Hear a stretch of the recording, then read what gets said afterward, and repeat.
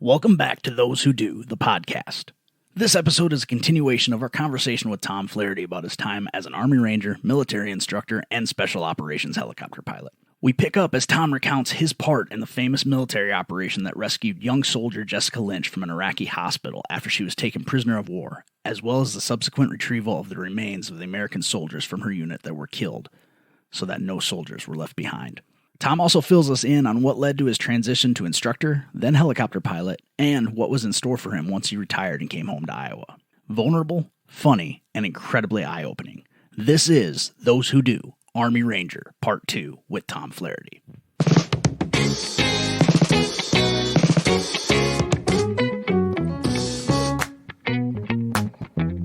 Dude just like, fuck it, punches it, plow right through this steel gate. You will bleed off all the rotor speed, and you will lose control and fall to your death. The ground war has basically started, right? So dudes are getting minimal resistance getting into Iraq. But we hear this story about a National Guard unit up by Nasiriyah that had gotten ambushed and a bunch of people had been taken prisoner of war. Some of them were killed, but there was someone taken prisoner of war. So they start talking about us doing a hostage rescue and a recovery mission. We know for a fact that there's one girl that's still alive. She's in a hospital, and she had like 5 or 6 people from her unit that were killed, and they think that they're in the basement, like in the morgue of this hospital, and we're going to go get this girl and get these American bodies back. So we take off from Saudi Arabia, get on some planes, fly up into Iraq, and go to another airfield, staging field, and do some rehearsals, get this plan together, and we're going to go get this girl out of this hospital. This girl, Jessica Lynch, that we've all heard of, right? Big story. This is the girl that we're going to go get. So we get on trucks and stuff, and this is my first mission. This is my first mission of this war, my global war on terrorism experience, right? We're going to go get this. We're going to go get this teenage girl out of the hospital. So we planned for 2 or 3 days, did some rehearsals, load up on trucks, start driving from the airfield towards Nasiriyah.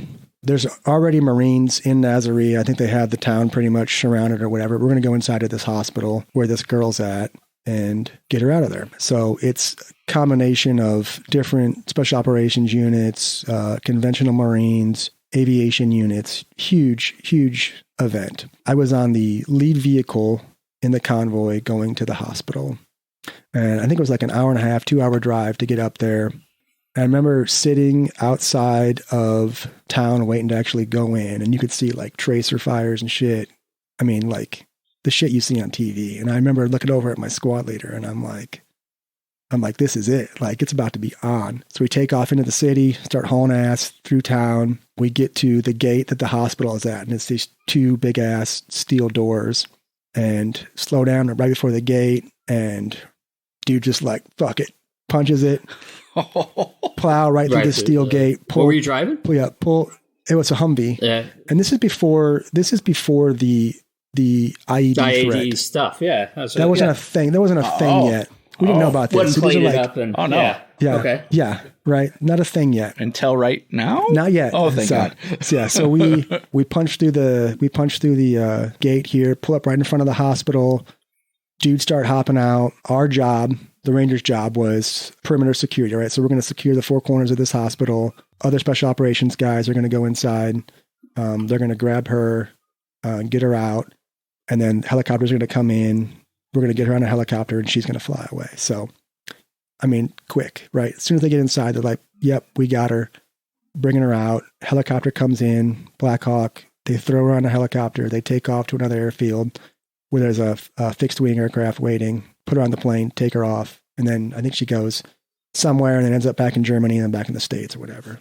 So she's alive. I mean, like, amazing feeling, like, hell yeah, we got the girl. That's great. But how long until you realized how big of a deal that was? I think it wasn't right away. Like, first it was like, what an awesome feeling. Right. Like, I mean, it was a big deal to you guys right away. Yeah. But it became world. If I can, right. I mean, just contextually for people that weren't around then, or, this was like the first time we'd actually, like, the military had gone in and got a prisoner of war from the enemy in like forever. Yeah. Right. And so this is a big deal. Yeah. And, based on intelligence, we expected heavy resistance. There was going to be a fight. Right.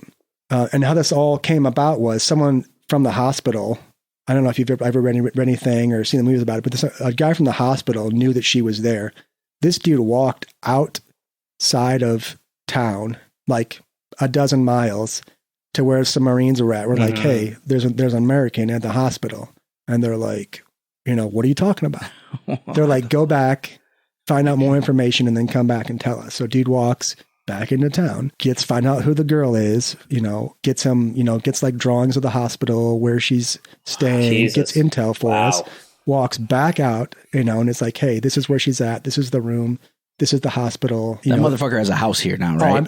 He's on cribs. I guarantee it. Yeah. Like shit. Yeah, he's making more than I'm making, I'm sure. Well, so they get this intelligence, right? That's how it all came to be. Because one dude decided to do the right thing. Yep. Fuck me.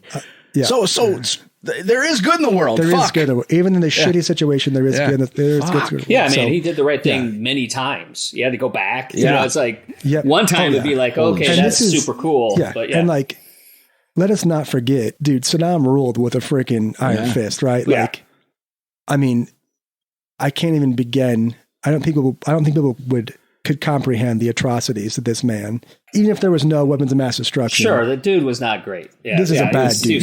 This is a bad dude. And we'll get, and honestly, that whole thing was a means to the end. Yeah. Like he had to go. Yeah. And maybe some of that wasn't true. Yeah. But he went. Could have been. It made him go hide in a little spider hole. I mean, if he had the opportunity, would he have? Maybe. Yeah. And we can talk about more about him later. But because I think there's more to him than than the average person what meets the eye, right?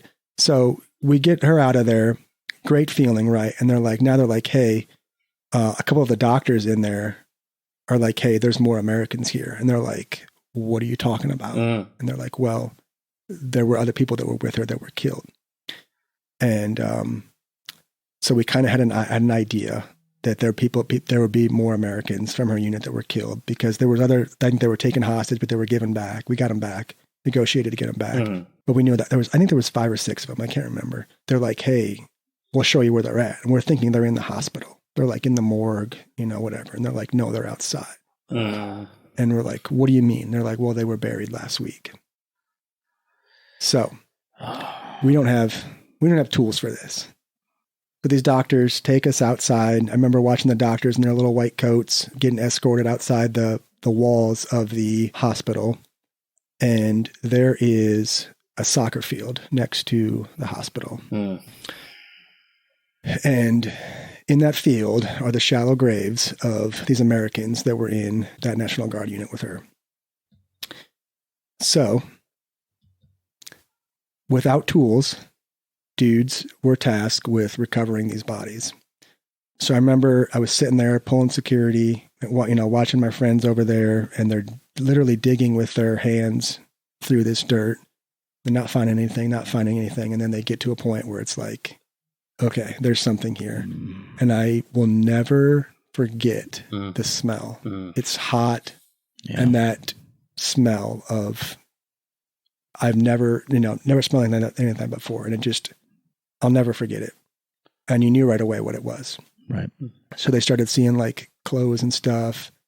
And I think you heard dudes laughing. And I think it's like, how they were coping, because it was so bad. Yeah, it was so fucked up. Like it was that whole inappropriate affect. Yeah, where they're just like they're laughing, but that's not what they meant to be doing. No. Like it was like it's just how they were doing. It's just how it came out. It broke. Right. Like they broke. Yep. Yeah. That makes perfect sense. So they're digging. They find clothes, and they start finding the people, right? And they start pulling them out, and they're literally like coming apart.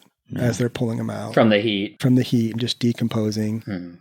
And dudes start like throwing up. And they're like digging out the puke, right? Yeah. Then they're digging out the people, and finally, after a couple hours, 2 or 3 hours of digging, they get all the bodies out of there, get them in body bags, load them up on a truck, and we take them with us. And then everybody is just like, "What the fuck?" Like that was, you can't even, totally not what anybody was expecting, right? Yeah. Well, I'm just going to say right now, I don't think anybody that's listening probably, we hear about bodies recovered, right? They recovered the bodies of so that they don't understand. Yep.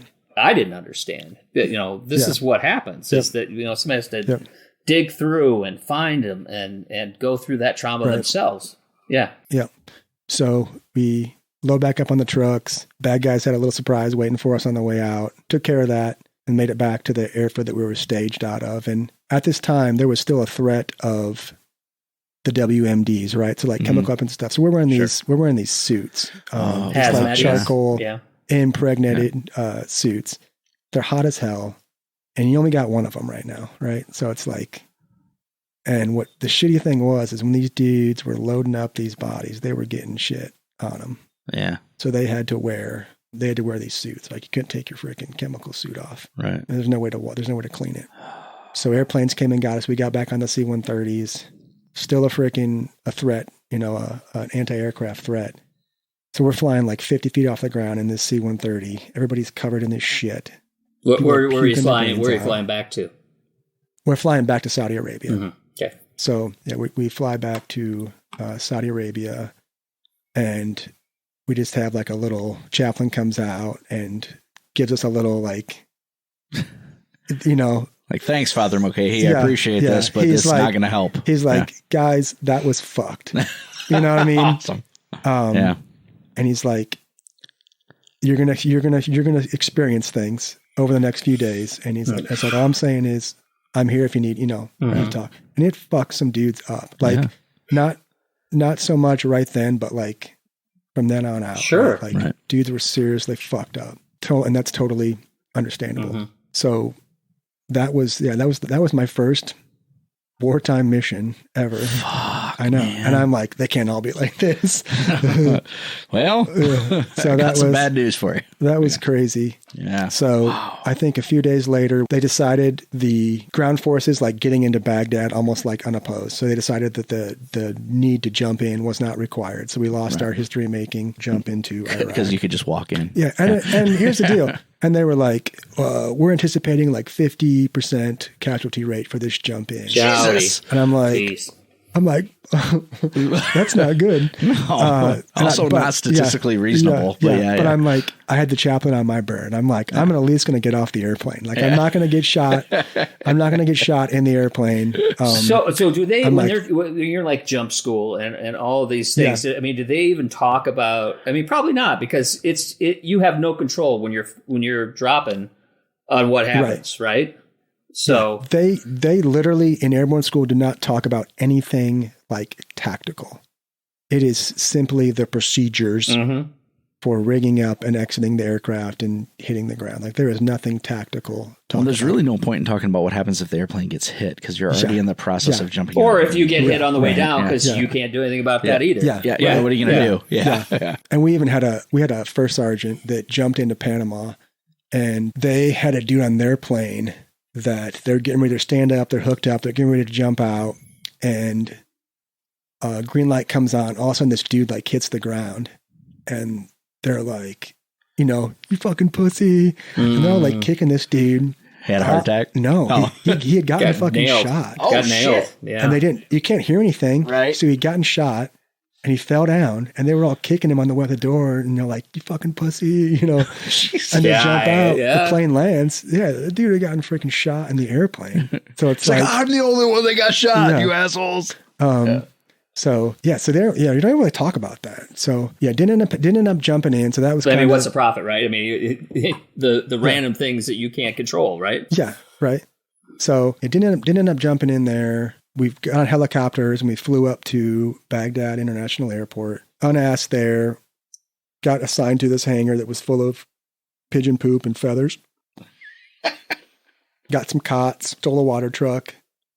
So we'd have water to like wash our clothes and shit. And then I remember I would just go sit out on the airfield at night and watch the freaking tracer fire coming out from like in downtown Baghdad. And it's insane. Like I remember like Desert Storm. Desert Shield and watching the videos of seeing like all the tracer and looked just like that. And was South, and I'm like, this is freaking crazy. Yeah. So we ended up staying there like another month. We did I think 2 or 3 other missions, went out to a couple like chemical factories and secured them, searched them, but nothing really like direct action, like no like intense like firefights, raids or whatever. So come back from that first deployment and I was like, well, war's not so bad. Right. I mean, we got on CNN, whatever. War's not so bad.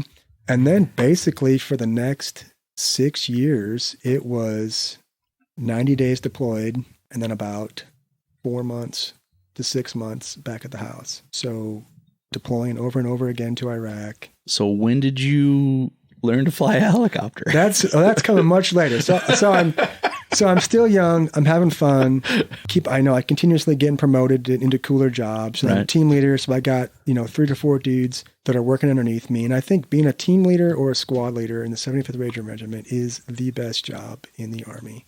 The amount of responsibility at 21 years of age is crazy. And it's right. I mean, imagine I would have been like a senior in college, or I'm doing this and I've been doing this for 3 years now. Fuck. So the amount of responsibility, and it was all new, right? Like this, getting deployed to built up urban environments, developing targets and going and finding these people, the insurgency started, right? It got freaking crazy. It literally turned into the Wild West. The whole IED thing started. So there was a lot of intense fighting in Iraq. And so it changed completely It started off slow, right? And then the whole insurgency thing started, and then it was just it was chaos, right? So we're trying to install this government, right? That was a mess. We're handing it over on this day, no matter what. And it's like total chaos. Right. So now you've got even different militias in Iraq fighting each other, all fighting us. You're developing targets, trying to get the bad of the bad people. And this goes on for years. And how long were you in Iraq? I stayed doing this until I think the summer of 2007. Okay. It's 6 years, man. Or 5.5. Yeah. I was working at Target. Yeah. So an occasional rotation, we'd go to Afghanistan too. And I like at the point where Afghanistan is like, nobody gives a shit about Afghanistan anymore. Iraq's the freaking hotness. About the news. What was the difference? I mean, it was still insurgency, and it was still. I mean, was there a tangible difference though? It was. In my opinion, right. So you're fighting in Afghanistan, right? So you've got the Taliban dudes. You've got these guys these are the dudes that were like fighting the Russians, right? They were fighting the Russians in this unconquerable land, and these dudes, in my opinion, are legit, right? Like Afghani fighters, they're bad dudes, right? They've been training for years. Yeah. Right? By us. Yeah. By us. Regardless of who it was. Yeah. I mean, they've been doing this shit since 1980. And in Afghanistan, right, the terrain sucks. You got to fight the terrain. And the bad guys know that, right? So you got these dudes that are goat herders that run around on the mountains all day. And they're not wearing shit, right? They're wearing like their Nike shoes, their little man jammies. They got their little rack and their AK. And you're wearing body armor. You got ammo. You got, all this equipment and stuff. You're chasing these dudes through the mountains. But I think those dudes they're like the true believers, right? Wow. A different breed of fighters. And in Iraq, you did have foreign fighters that were coming in, and you had these different militia groups that are fighting each other and also fighting you. And I think a lot more of them, I don't want to say like amateur. More like street gangs. Yeah, right. Yeah. So they're not, I don't think they were. More of a militia. Yeah. Yeah, right. And they would not like, they would take some shots at you, throw their gun down and run away, right? Like, and like I said, like the true believers, right? Like they'll fight. They'll stay, right? Yeah. They'll stay and fight. These dudes in Iraq, I think in the beginning were a different breed of fighters. There was people that came from other countries that came in that they were totally okay with dying. They wanted to kill Americans. Right. And so you'd see like the suicide bombers and Well, in Iraq, even through Desert Shield, Desert Storm, like part of the problem was like they didn't want to fight. Yeah. Like, they're making us do this. Yeah. We don't want to do this. Just we don't want to do this. Watching the mass surrenders. Yeah. And so it's like it wasn't a zealotous belief system there. It was he says we have to do this. Because the alternative is way worse. Yeah. So it's like, hey, now that you guys are here, can we leave with you? Yeah. It's very different than Al Qaeda and ISIS and like this staunch belief system that it's like they've been indoctrinated into this ideal of it's you're going to get this thing if you do this thing. Yeah, the caliphate type thing. Yeah. Right. So just a different environments, and like I said, like Afghanistan only gets remembered when something really bad happens. Right. So that was going on, and you had Iraq going on, and like 2006, 2007, 2008, just a total shit show. Right. They did the surge, trying to get the new government installed. I think I was in Mosul, Iraq in 2005 when they did the first elections there. Yeah. And what was that like without getting like too any partisan stuff? But what was the feeling on the ground? Like, what were the people saying about these new elections and things? I think the people were excited, but I think there was tension because we expected that people were going to start like suicide bombing polling locations, and they were doing that thing where you had to like stick your finger in the ink, right? Mm-hmm. Yeah. After you voted. So you remember seeing like the people like holding up their purple fingers or whatever. So it's easy to identify like, hey, if you go vote, we're going to kill you. No. All right. And then they'd go vote. They'd have their purple finger. So it's like, Yeah. So I think that day there was a lot of tension going on, and I think people were excited. They advertised it, as their first free elections in, forever.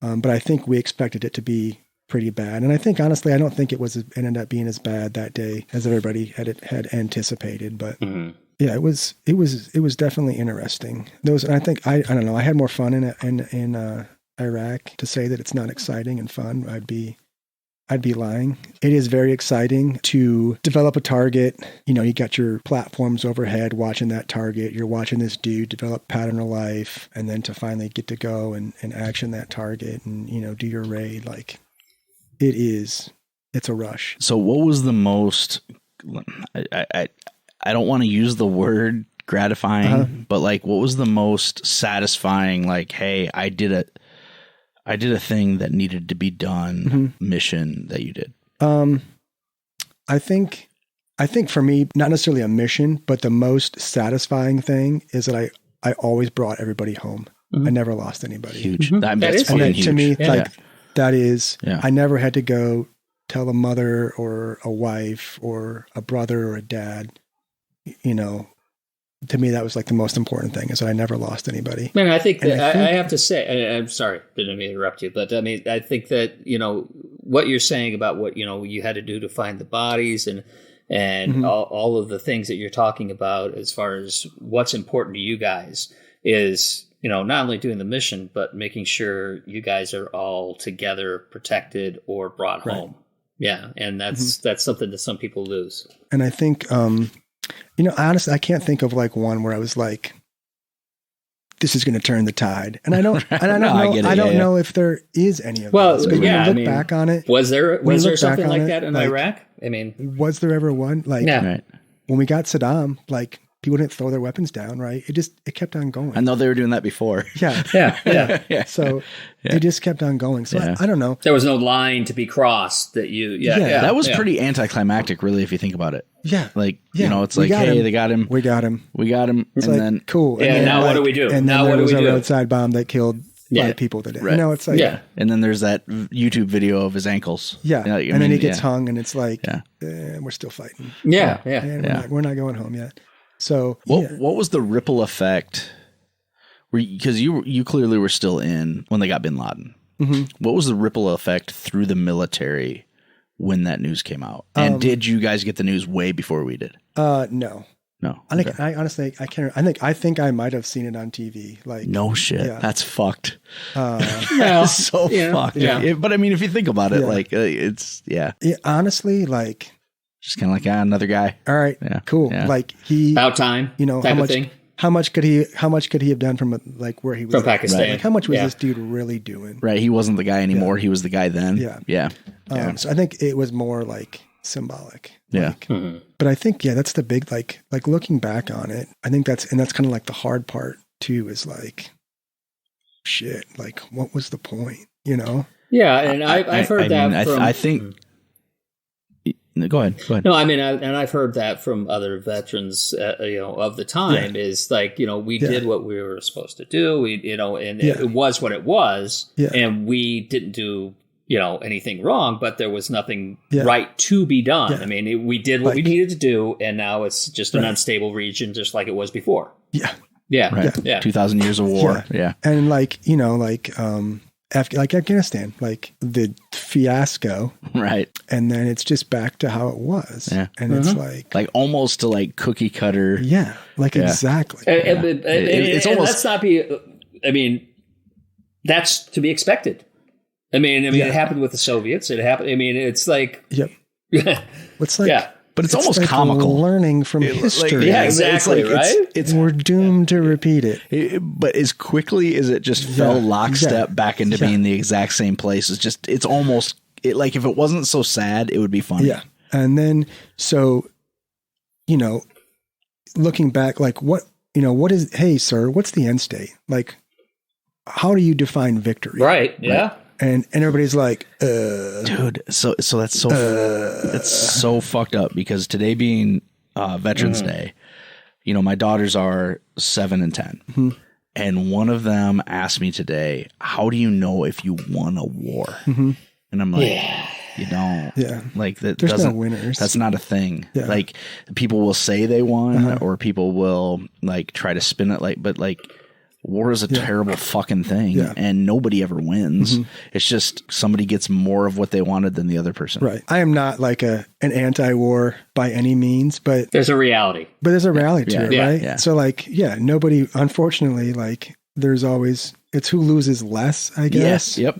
Yep. So trying to justify that, like all that, I just think to myself, you were there, so I was there. Right. Like I was there for you and you were there for me. And even though we might not believe anymore, like, because we didn't even know like what the actual end state was, that's kind of like how I justify it, I guess. So you've got kids. Yep.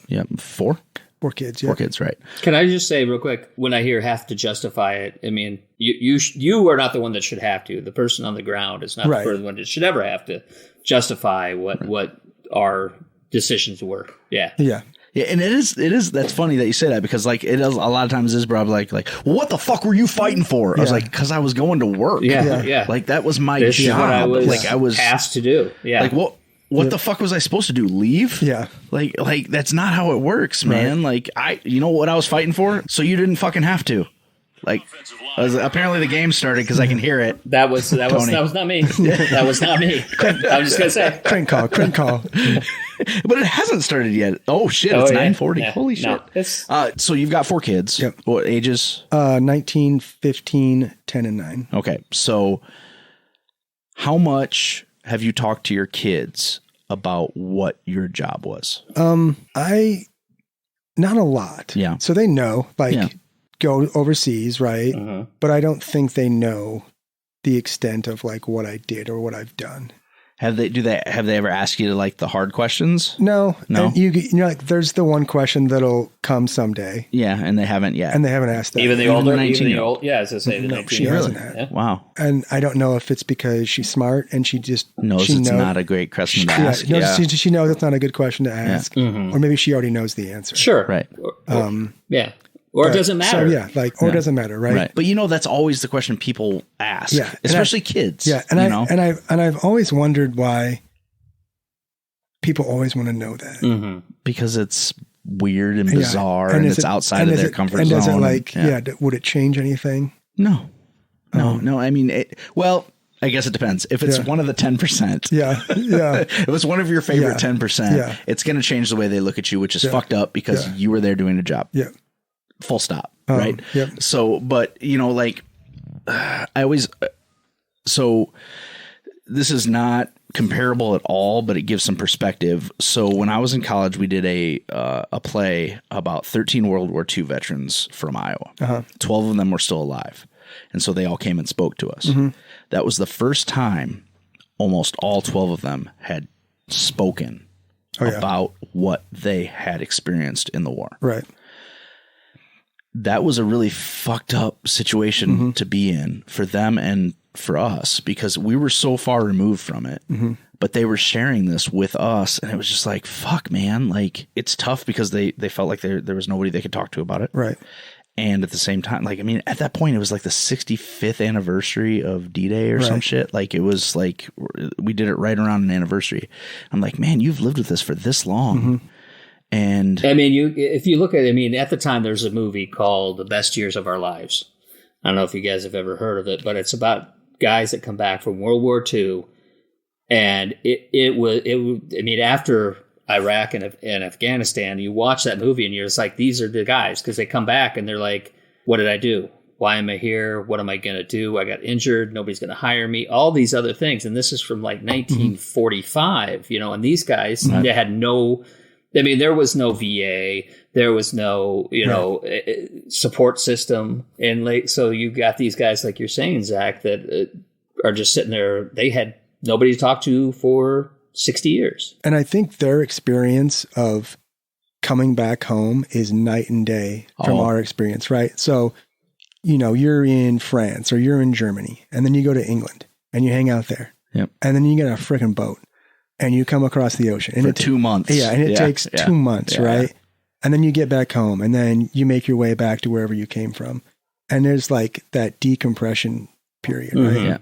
And I have literally in 36 hours, like been on a mission and I'm eating dinner with my family 36 hours later. Right. There's not enough that time to. That's a failing on the military. Like, that is unhealthy for them to move you from that environment to that environment that quickly. To not acknowledge that there is something that you're going through. Yeah. Well, and at the like, I'll just put it into plain terms. To go from shooting a guy on Tuesday to eating fucking tater tots and fucking nuggies on fucking Thursday at noon, that's not okay. Yeah. Like, I'm not saying the thing that happened wasn't okay, but I'm like, you need to fucking help people. Right.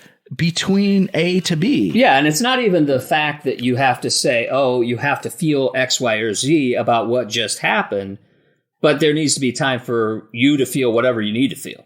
You know, I mean, like reflect on it. There needs to be a buffer. Yeah. There needs to just be a buffer. Like, fly that fucking plane slower. Like, fuck, man. Like, something. Like, just stop in fucking like Madagascar and go to a zoo. I don't give a shit what it is. Put some space between the two things. I think it's fascinating what you're saying, because you had that boat. I mean, you had a goal. You were on the boat. You're going home, so it's not like you're just sitting there for no reason. Right.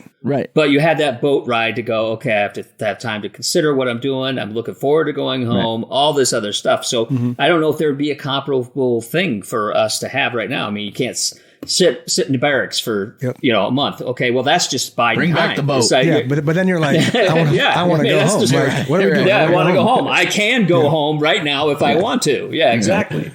So, so that... Iraq, Afghanistan, I think I ended up doing like 7 or 8 tours between the two of them. So what was the driving force on going back for you? Going back to... just redeploying. I think, I don't know, like I thought about getting out, like doing my like 4 years and getting out and coming back here. And I'm just like, it's crazy as it sounds. I'm like, this is fun. Like, this is exciting. And you still like... I'm good at it. Yeah. And you don't want to like... You always feel like, the machine will go on, right? Sure. It goes on in every like business in the military, like life, the machine will go on. Right. And you always have this feeling like I don't want my boys to have to go do that. And I'm back here like working at freaking Best Buy now or whatever. I'm going to go to college. It's like... If they're going to keep on doing it, I'm going to keep on doing it. Do you think that would, your outlook would have changed had you lost people? Probably. Yeah. Yeah. I think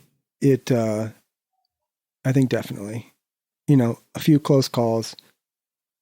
But yeah, not ever actually myself losing anybody. I think it definitely might have changed. Yeah, it might have changed. Like, and it's kind of double-edged sword, right? Like, so you train.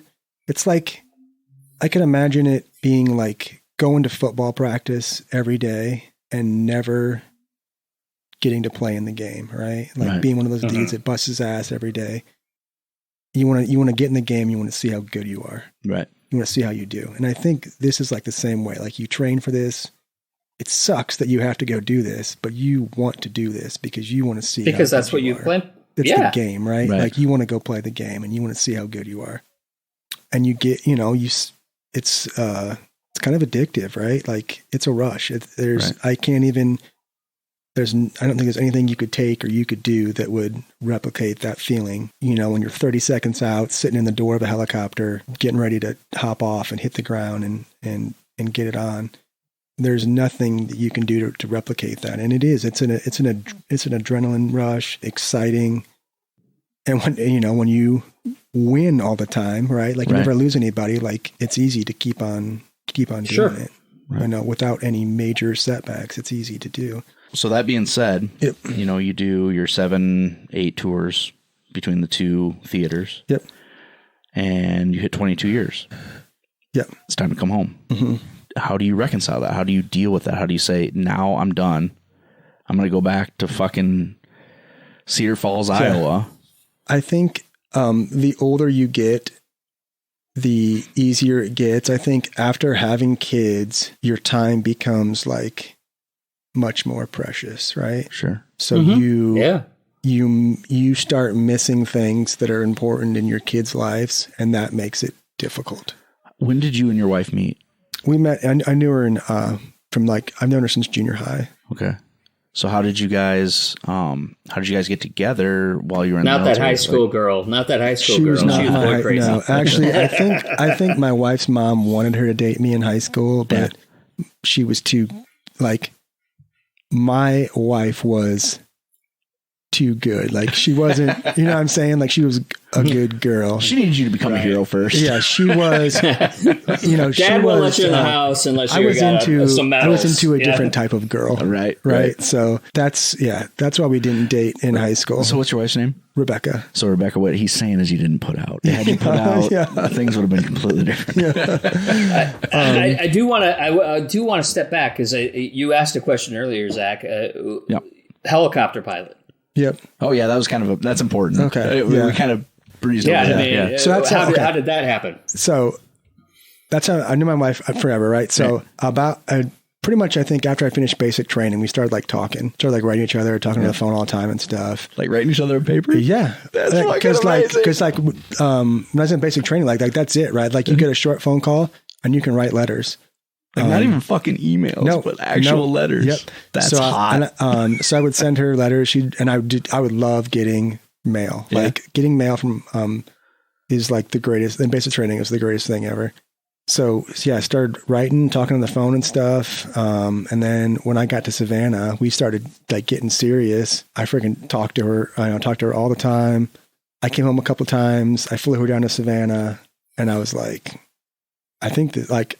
I was only 19. She was 20. But I'm like, I think this is it. Older woman. Yeah. I'm like, I think she's the one. And that's why, like, you just know, like, good wife material, right? Like, and so I'd come back home. I think it was like right around Valentine's Day. I think I was going to propose around Valentine's Day because that'd be super, like. And you're how old at this point? I'm 19. Oh, fuck. Okay. And I think my plane ended up getting late. So it was the day after Valentine's Day. Right. And good. You weren't cliche. And I ended up proposing to her. No, you got 2 holidays to celebrate that way. And you're 19. She's 20. She's 20. You guys have mostly been like corresponding long distance. Yeah. And you proposed to her. Yeah. The ball's on you, sir. Yeah. Just dragging him around, right? Wow. And we ended up getting married like pretty quick. I think May. I don't think May. I know May. So you're careful. Son. Like 4 months. 4 months later. Well, I mean, we were getting married. If we're talking about that time frame, that's when you're getting deployed over in Iraq. So what was she feeling? Did she express anything to you? Her mom, what did her mom joke to her about? Something about like like buying a black dress or something. That's fucking dark. Wow. know, right? I mean, hilarious, but dark. So I think I had told to her, like, I was never like really, I don't think I was ever like scared of dying. I think that my biggest regret would be that I didn't have kids like, if we got to a point where I didn't have kids before something happened to me.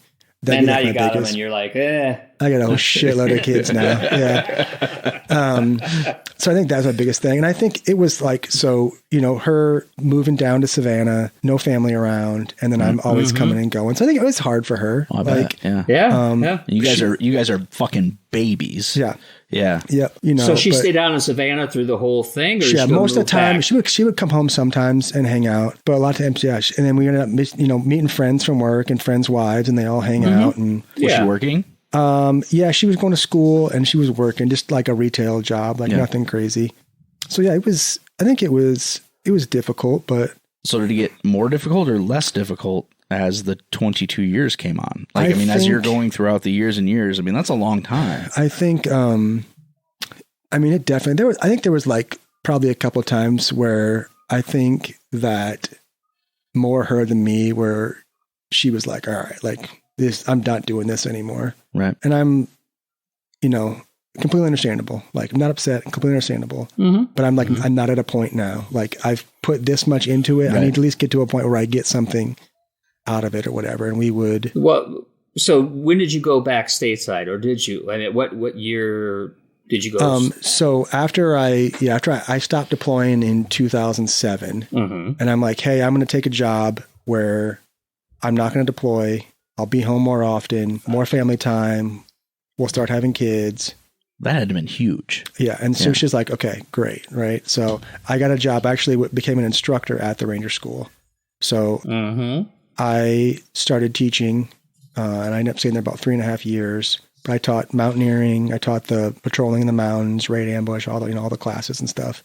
And that was nice. It was, I think your dog just ate somebody. Jesus. I did not, definitely not a normal 9-to-5 job, but I'm home. Right. Oh, you know, I'm home a lot and I'm not deploying. And I think that was better, right? So we had our second daughter while we were up there, and it got better. But I think for me, like, the job satisfaction kind of declined. It got boring. It wasn't exciting. My friends were still deploying and they'd come back and tell me what the shit they were doing. And I'm like, dude, I got to get back in the fight. Ooh. Hey everyone, Zach breaking in here to the conversation. At this point in the evening when we're recording, Tom got a text message from one of the guys from his unit notifying him that a helicopter from his former unit had gone down and that 5 people were killed in the crash. Just as a point of perspective for how dangerous his job really was and how the Brotherhood carries through even after he was out of the military. It was very obvious that it was kind of a gut punch for him. And we offered him the opportunity to just stop where we were at and pick up again some other time or whenever it was convenient for him. And to his, I guess, credit, he said, no, let's just keep going. Let's keep telling the story. So I just felt it was kind of important because there's a few moments going forward that the rhythm seems a little bit off. And I think it's just processing the information and everything that happened. So it's kind of one of those deals where he did say that, it's a very unfortunate byproduct of the work is that sometimes these telephone calls and text messages do happen. Thank you for listening, and now back to the show. So, yeah, that was it was a nice break, but then you start to get the itch, right? So your friends are all continuing to deploy, and you feel, I don't know, you feel bad that they're still getting after it, and you're in a place of comfort. And then I actually I'm at the point where I'm like, I need to find something. I need to find something else to do. I either need to get out, or I need to find something else to do. As somebody to get me back in the fight. And once you leave, a place like the Ranger Regiment, once you leave, right, time does not stand still. People progress. Right. People that were your peers are now going to be that many years ahead of you. Sure. And you don't really want to go back and start all over, right?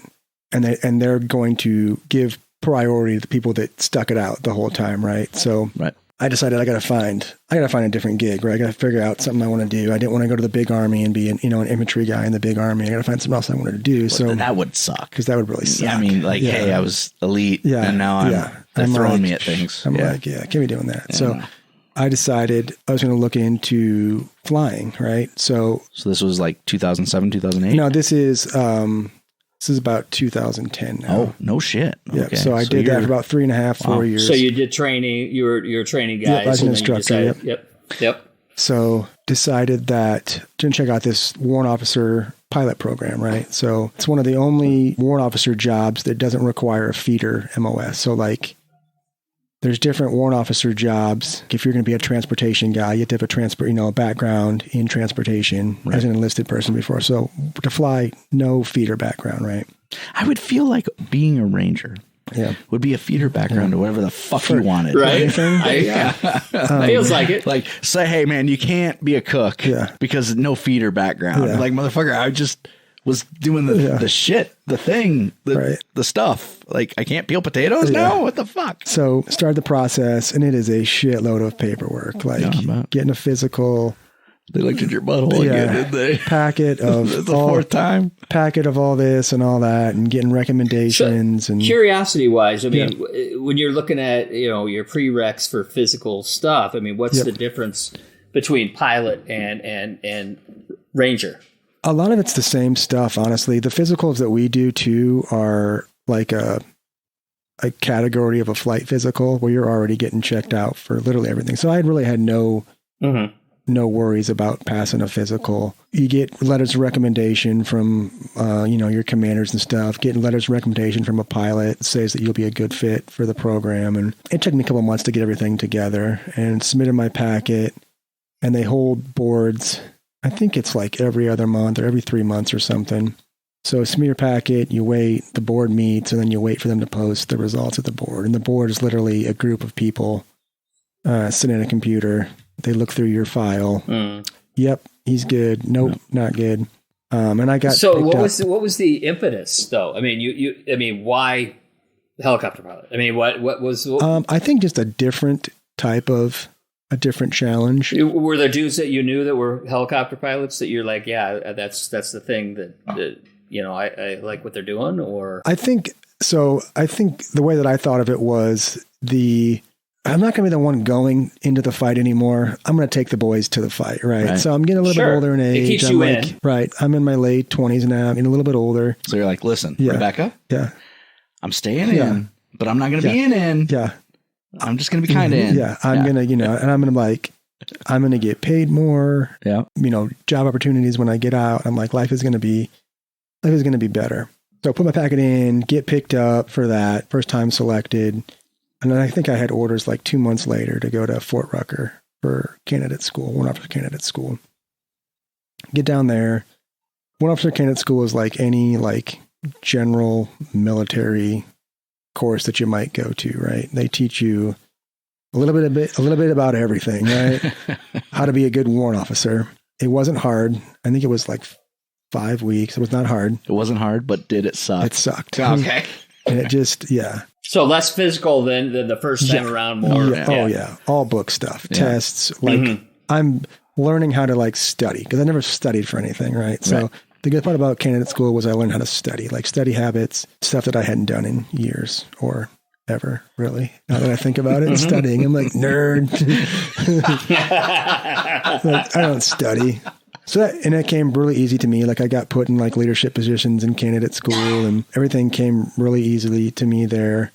So you go through warrant officer candidate school, and then you start the pipeline for flight school. Some people went to SEER. I'd already been to a couple SEER schools at that time. So SEER school, survive, evade, resist, escape. It's basically tools to help you if you ever become isolated to get out of that environment and get back to friendly. Are we talking ground or in air? On the ground. So okay. I'm trying to think of So if things didn't go okay in the air and you ended up on the ground. Have you ever seen G.I. Jane? Yes. Yeah. Okay. Do you know the part where they get captured. They're like swimming across the pond, and he finds the helmet and he grabs it, and then they end up like in a cage. I mean, it was 25 years ago. And they're like beating the shit out of them, and they're interrogating them and all that. Okay. That's Sears School. Oh, that sounds fun.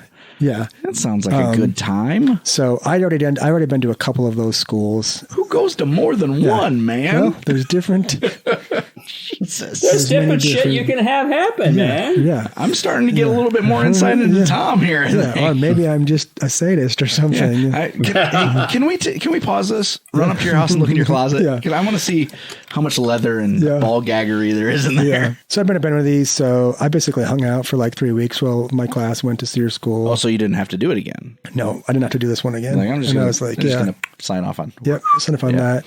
And then you do like a basic officer leader course, and then you finally start like flights, like no shit flight school. And it's an aeromed course. So they're teaching you about all the medical things that come along with flying, biology and physiology, and how flexor quads and whatnot, how flying affects you and all that. And was there a rank increase? Yeah. So I got, Warrant Officer 1 after you finish candidate school. So I had transitioned. I was an E7 as a sergeant first class. I had transitioned and became a Warrant Officer 1 after I finished Warrant Officer candidate school. So a little bump in pay, which was nice. Yeah, do like the aeromed class, and then finally you start getting in the freaking helicopter, and you're like, this is going to be awesome, right? And then take you to some simulator, and they're like, all right, this is how you start the helicopter. And it's like, click. You have all these checklists, right? And you start, there's like a million buttons, and you just practice like turning the helicopter on, turning it off. Oh, jeez. Now we're going to turn it on, and we're going to turn it off. And we're going to turn it on, and like something bad's going to happen, and then you got to turn it off, right? So you go through all that, and then one day you finally get to go out and get in a real helicopter, right?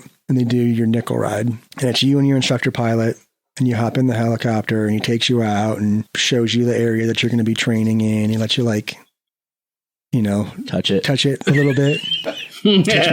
Touch my stick. Touch a stick. Just fondle it. So we take off in this little Bell 206 helicopter, and I'm like, this is nuts. Like, this does not feel good. Right? Not a good sensation in this tiny little helicopter.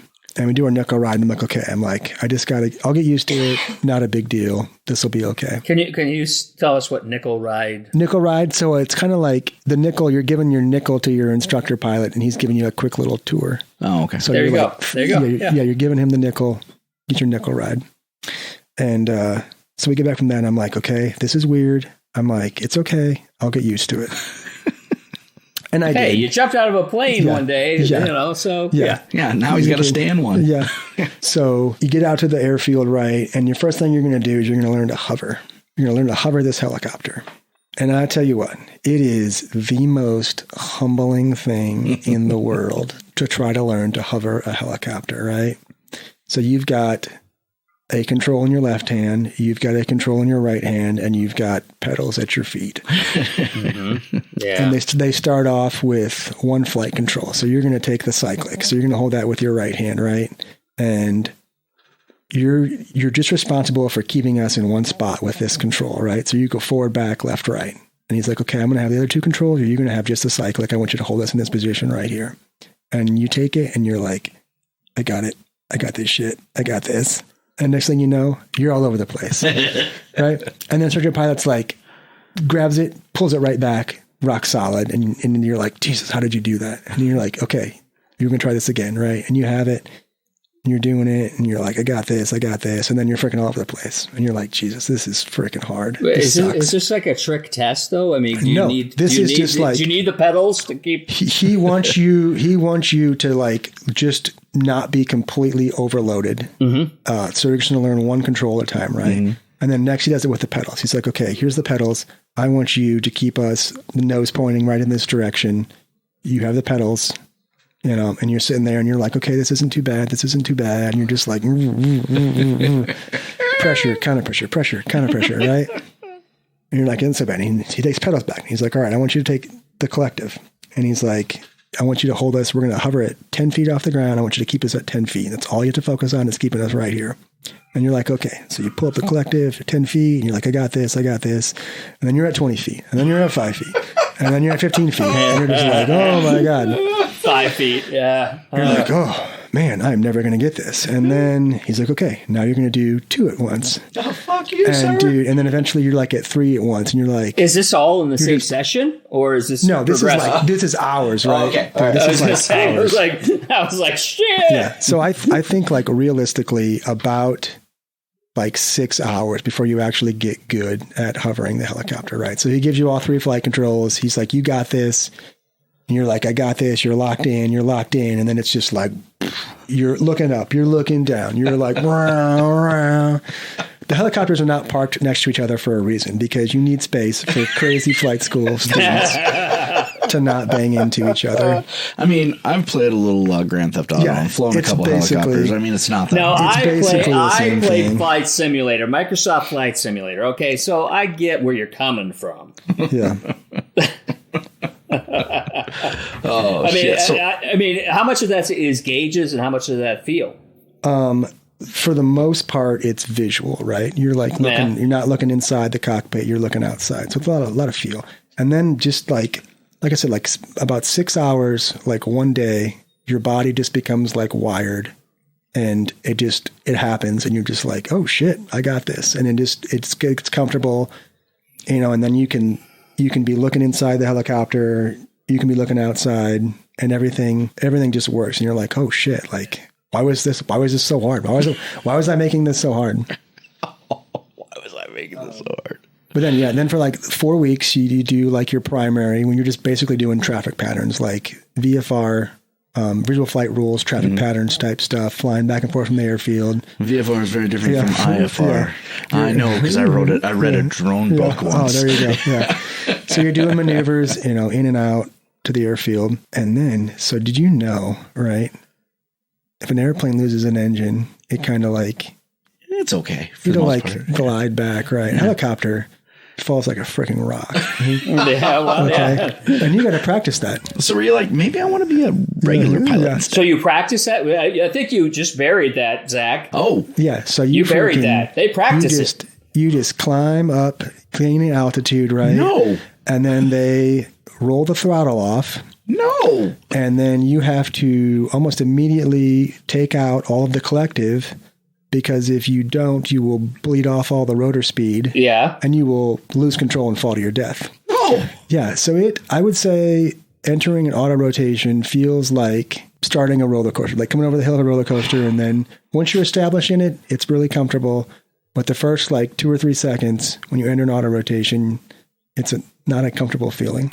I'm not comfortable right now hearing about it. So you practice those and you get more comfortable with doing that. Eventually to the point where you're auto rotating like all the way back down to the runway and landing with an auto rotation. Isn't that called crashing? It's controlled. It's very controlled. It's falling with style. Yeah, it's falling with style. No. Yeah, I do have a quick question. I mean, because I don't know the answer to this, but maybe you do. I mean, how many people get trained in helicopter piloting non-military?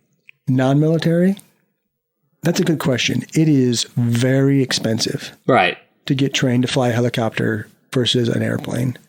I would be willing to bet it probably costs 5 or 6 times more per flight hour to get trained in a helicopter. And my question being, I mean, in a non-military setting, do they crash land?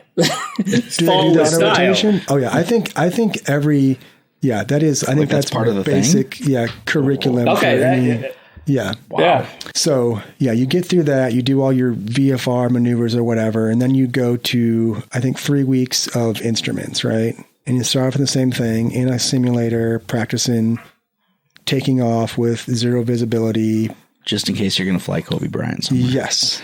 Okay. Yes. I understand. Yeah. This is like, you got to take this shit seriously, right? Yeah. Flying instruments, especially when you're not planning on flying instruments, is, I mean, we know what happens, right? So you have a non-controlled crash. Yeah. And based on what I know now of that crash, that had to be terrifying. Would they have even known though? Oh yeah, they knew. Or was it just, it was over? They were falling out of the sky at over 3,000 feet per minute. With no idea of altitude. Yeah. So did the helicopter just fail? So I think what happened is he put the aircraft into an unusual attitude where he could not recover.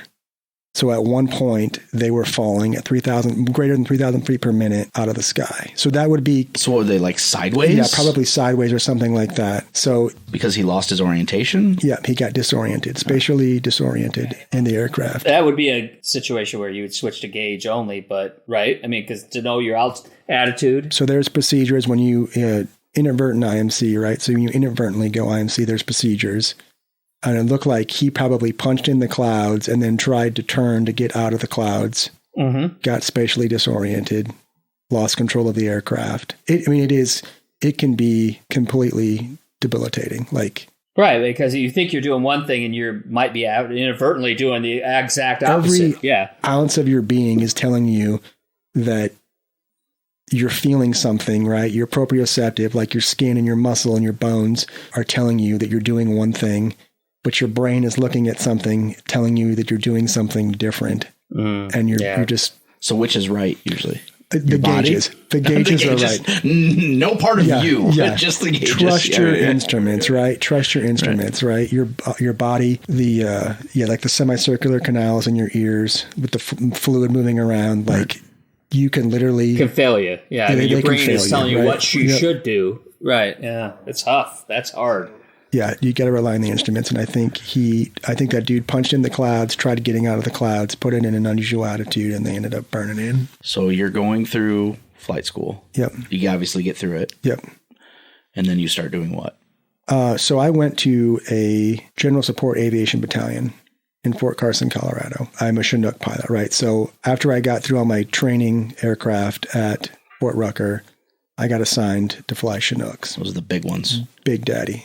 Double rotors. Yep. Tandem rotor. Yep. Oh, fucking, you got the nuts on you, you big fucking show off. Yeah. All right. So that's what I got. They rank you in your class, and then based on your ranking, you get to pick what aircraft you want. All right. What was your rank? I was not the top. I was towards the top. I was towards the top, but I was not all the way at the top. And you're like, you know what? I want to fly something that can lift tanks. Yeah. So at the time, like everybody kind of knew that the Kiowa, the OH-58 Kiowa was getting phased out. So it's either going to be Blackhawks, Apaches, or Chinooks. And ultimately, I wanted to be in a Chinook because I wanted to be the dude that took the freaking special operations dudes to the target, right? Mm-hmm. So pick the Chinooks, and I'm going to go to the Big Army for a little bit and do a tour with the Big Army and the Chinooks. So I got assigned to Fort Carson, Colorado, the General Support Aviation Battalion. And I get out there, and there's no helicopters. There's no nothing. Well, this is awkward. Yeah. There's a hangar that has no equipment, no people, no nothing. Pigeon poop and feathers? Yeah. And I meet my company commander, and he's like, hey, welcome to Fort Carson. We're standing up the unit here. We'll get helicopters in a couple months. Oh, my God. Yeah, you're going to be my supply guy, and I need you to start... Hang out, have a beer. Getting stuff, right? Oh, gross. So I'm going around getting literally like an empty office. So I'm getting like desks. I'm signing for computers. I'm setting everything up, right? Ridiculous.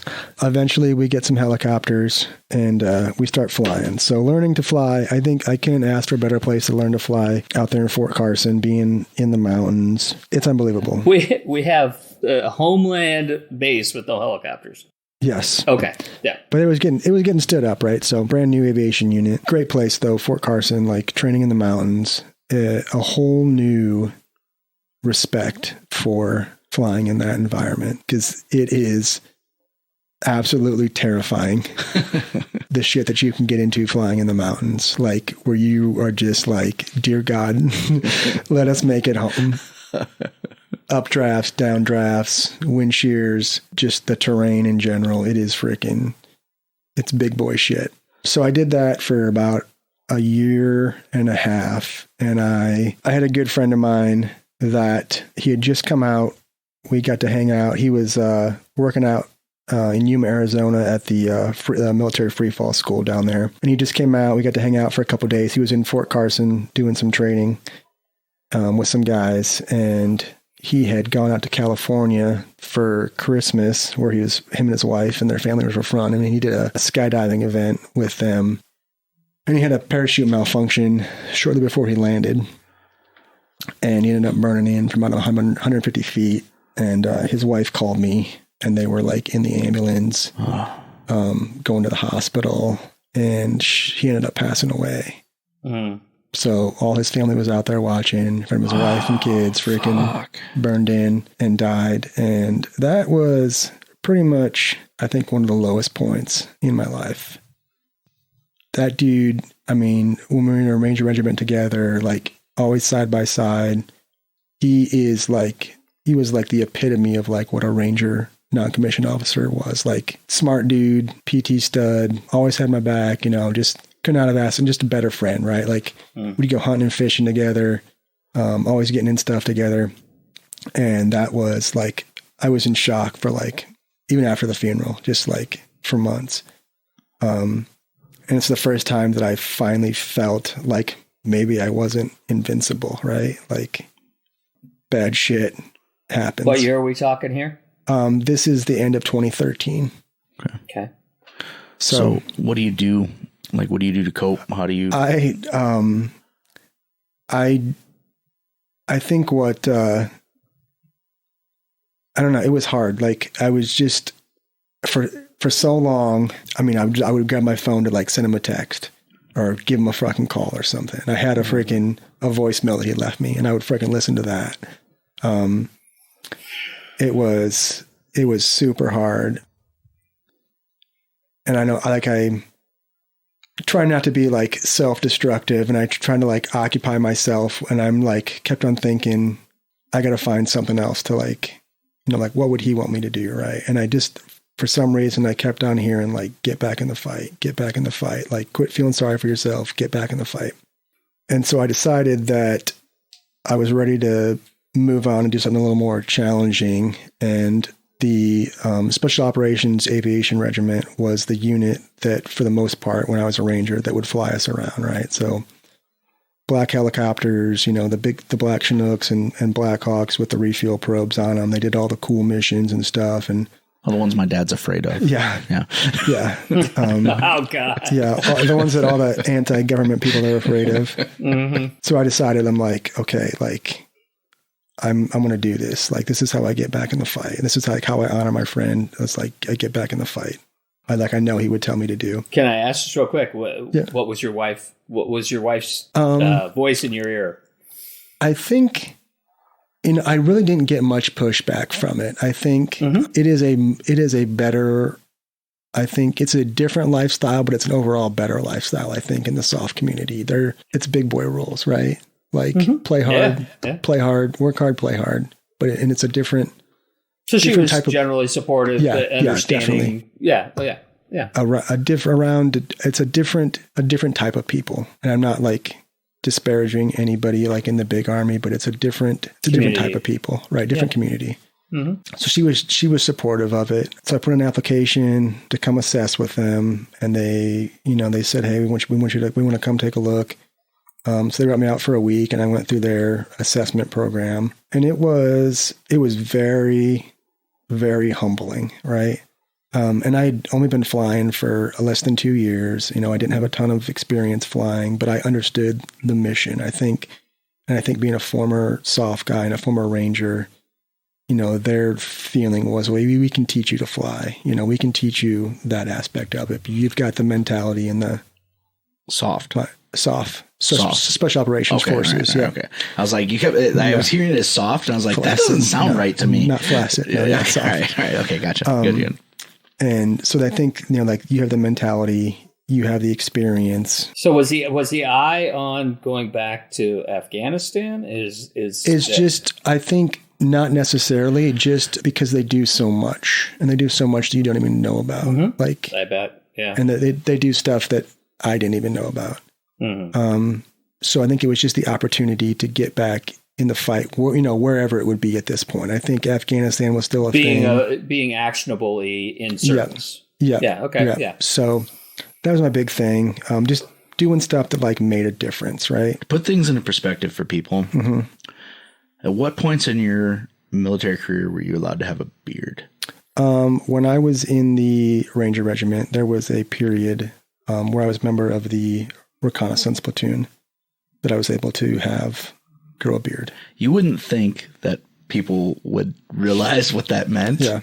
But jokingly, when I was running through like the people that we're gonna have on this show, and I was like, "Hey, I'm gonna have this buddy of mine, Tom, on." And at one point in the military, he was allowed to have a beard. Yeah. People are like, "Fuck." Yeah, it's a big deal. Yeah, it's a big deal. And I was like, "All right, well." A lot of people in the military get butthurt about it. Yeah. But so there was a period where I had a nice scruffy beard. Yeah, it's a big deal. Like it's I hate shaving, so yeah. I do too. That's one of the reasons I didn't enlist. Yeah. That and many other reasons. Well, I mean, the good news is you can finally go back to work, Tony. So. And Tom's looking at me like, "What?" Yeah. I'm an actor, Tom. So you ain't working. Yeah, we just were on strike. Yeah, it's over, right? The strike's over. Well, we haven't voted on it. Yeah, we haven't voted on it yet. I haven't even seen what they agreed to yet. We haven't even seen what they've agreed to yet. But the work stoppage is over, right? Ish. Yeah, it is. I mean, it is. Everybody's moving on, but it could stop instantly if for some reason we vote no. But well, I think you better get out there and fucking work then, son. Well, we haven't even seen the contract yet. No, we don't even know what's in it. You said the work stoppage. You have a window. You better make some fucking money. Yeah, there you go. All right. But I digress. So sorry. Yeah, but I love beards. Is all I'm saying. So you decide, hey, I'm going to go be on yet another special operations. Right. Because mediocrity is it's for the weak. It's not my thing. Yeah. Right. Moderation is for pussies. So so I thought I'm going to do this, and I go out there for a week, and I do their assessment. Yeah, assessed favorably. They brought me on board and went back out to Fort Carson and packed our stuff up and hauled the family cross country to Fort Campbell, Kentucky. And how many kids do you have at that point? We just had our fourth then. Mm-hmm. So packing all the whole fucking all six of you. Yep. So you went from Georgia to Colorado to Kentucky? Yep. Okay. Yeah. So went to Fort Campbell, Kentucky, and bought a house up there and got settled in and started going through their Officer Green Platoon program, and that's basically their train up program to get you basic mission qualified. So you've got basic mission qualified pilots, you've got fully mission qualified pilots, and you've got flight leads. And just with experience and training, you work your way up. So now do you go into this special assignment? Mm-hmm. Does that come with a promotion or anything new? No, not necessarily. Not necessarily. No, promotions are the same as anywhere else in the regular Army or whatever. A little extra pay, a little incentive, for putting yourself out there, I think. And I think that's more, I say that's like more for the families, like a little extra pay for your family for putting up with what you're putting them, Well, listen, I watched Top Gun Maverick, and I know, he never went up.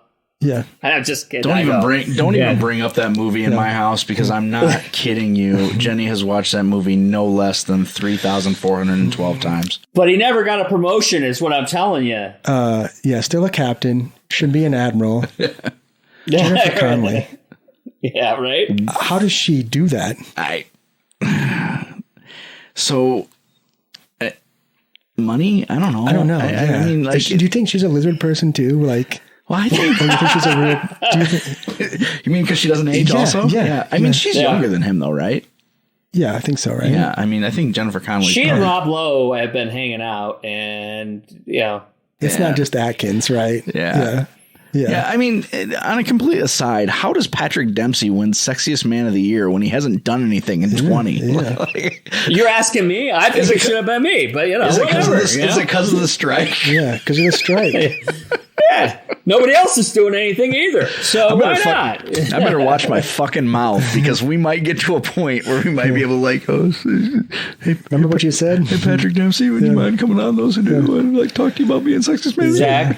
Zach, he's a personal friend of mine, and I think we just burned a bridge. Thank you. Oh, shit. See, the funny thing is, he jokes about shit like this, but then I'll find out 2 days from now, he's like, yeah, he actually is. No, really. Yeah, he really is. So you move out to Kentucky. Yep. And now, does it start to become time for you to go back to work? Like, to get out? Yes. Okay. Yep. So go back to work. I ended up drawing Iraq as my first deployment. And this is... So ISIS has become a thing, right? Mm-hmm. And here's the thing I wanted to circle back from before. So we talked about Saddam Hussein, right? Mm-hmm. ISIS would have never been a thing if Saddam Hussein was still in power. Yeah, because there's a stability issue right. that you that deal shit with. Wouldn't have flown. Yeah, right. That wouldn't have happened. So the region was destabilized because of all of the shit. We got the ISIS and the new caliphate, and we're destabilized. Yep. So I ended up doing my first pull overseas. Ended up being back to Iraq. So how okay, let me ask you real quick before when you first arrived, is it different? It is exactly how I remember it. Oh God, it's hot. That's and it smelled but the atmosphere. I mean, the I'd say geopolitical, but I mean, the local atmosphere is different. Much different. Oh yeah, much different. Yeah. It. But yeah, I would like. Oh shit! I've been there before. I've been there.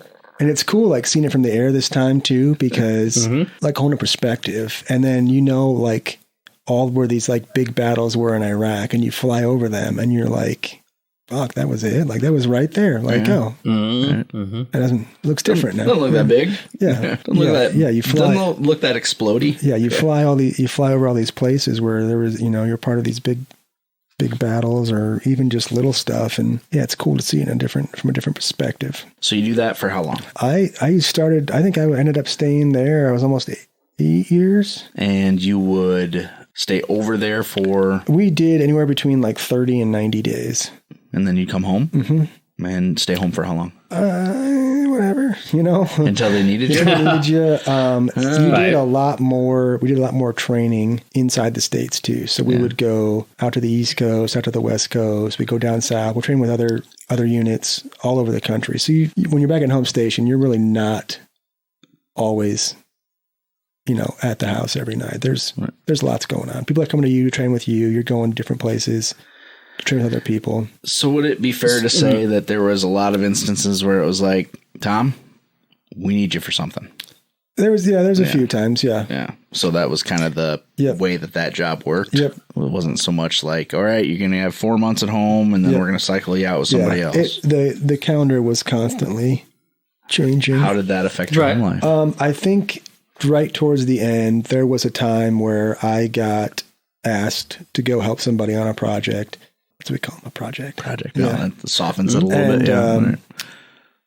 He's like, I want to ask you if I didn't need you. And I'm like, you're my boy, and I can never say no to you. Right. So even though I just got back from something else, I'm going to go do this. Well, and asking it that way is super fucking manipulative. Yeah.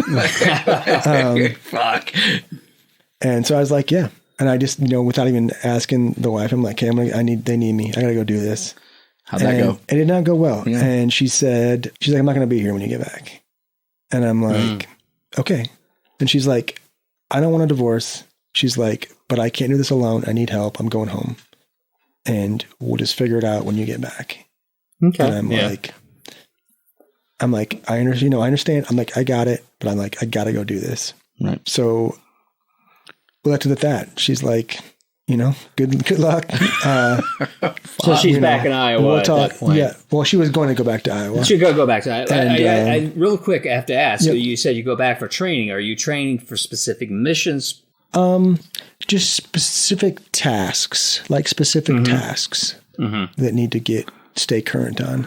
So hypothetically, we may need to do this thing in a little while. Yeah. Let's go train for that, just in case we hypothetically need to do it here. Say in hypothetically, 42 days. there's this guy, and he's a bad guy, and he might be on a deck of cards. We don't know. Yeah. We don't know. Yeah, you never know. Yeah, so there's different tasks that you're with different units that you're just staying current, planning. Okay. I think that's the big deal about our unit compared to other units is the contingency planning and the different levels of contingencies we can go into. So now with all the flights, do you know approximately how many flights you did? I have no idea. Okay. Let's say let's say it's 40.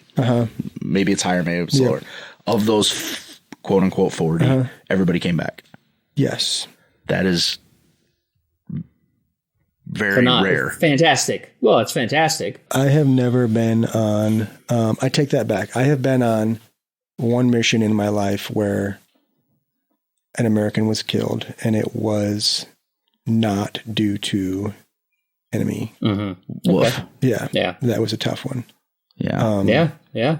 But yeah, I have never been on a mission where we've lost an American. I mean, I would have to assume that would almost be harder. I think yes. Yeah. because it's like, fuck. Yep. We covered everything except that. That was actually when I was in Mosul during those elections. Yep. There was a vehicle accident where an American was killed. And that was, that's tough when it's not at the hand of the.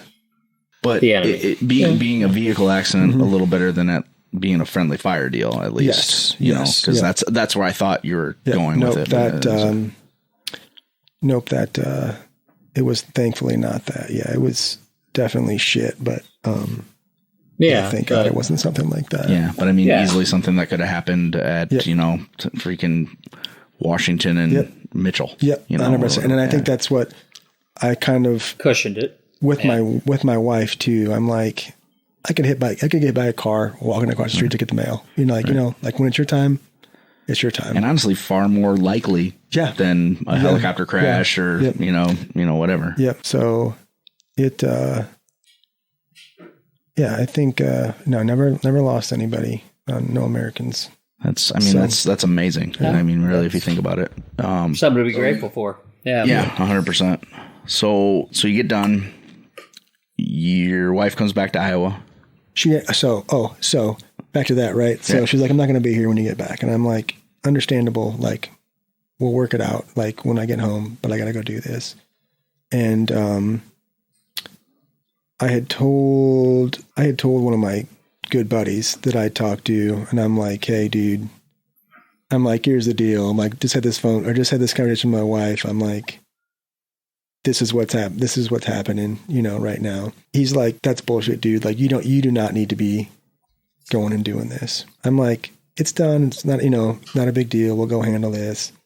And we ended up having an extra person that was an extra pilot that was going overseas.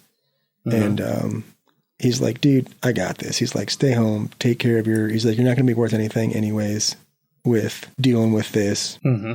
Yeah. So just, stay back here, not a big deal. And so I literally was like walking out to the airplane to get on, and they're like, go back inside. And I'm like, all right.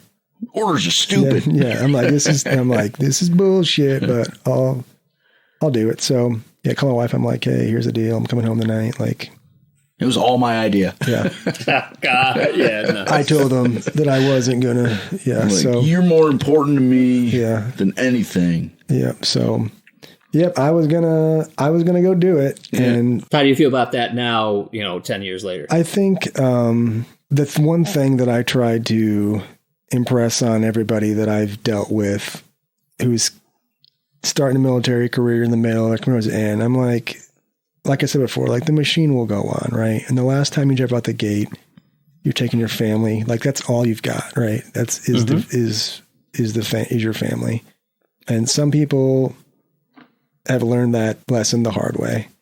And I said, nothing here is worth losing that. Yeah. So, well, we have a through line here on the show actually about serendipity. Mm-hmm. I mean, do you feel that was a serendipitous event at least for your marriage? I think it was like a turn at the fork in the road where we're like, okay, like this can't go on forever. Mm-hmm. And we need to start winding it down and figuring out what our next move is going to be. So I think that it probably like needed to one of those things where it kind of needed to happen, and it worked out in our favor.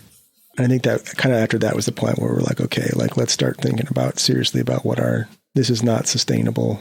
Mm-hmm. Let's start thinking about what our next move is going to be. And this would have been when? This was probably 2020. Okay.